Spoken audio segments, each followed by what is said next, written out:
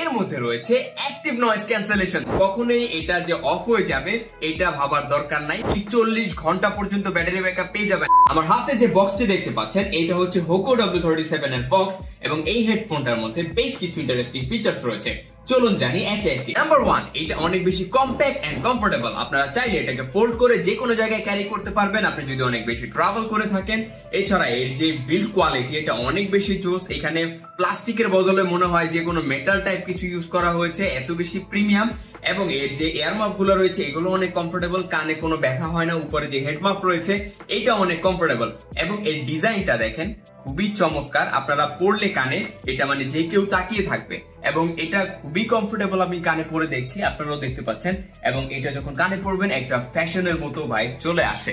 Number 2, এর মধ্যে রয়েছে ব্লুটুথ 5.0 এবং 3.5mm audio jacket support.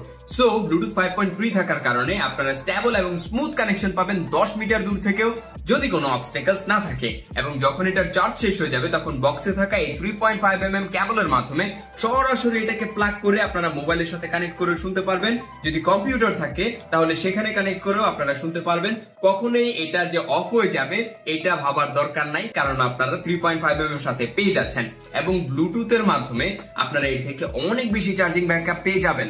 Number 3, এর মধ্যে রয়েছে 500 mAh এর একটি ব্যাটারি যা 2 ঘন্টা চার্জ করে আপনারা 40 ঘন্টা পর্যন্ত ব্যাটারি ব্যাকআপ পেয়ে যাবেন, এমনটি দাবি করছে কোম্পানি।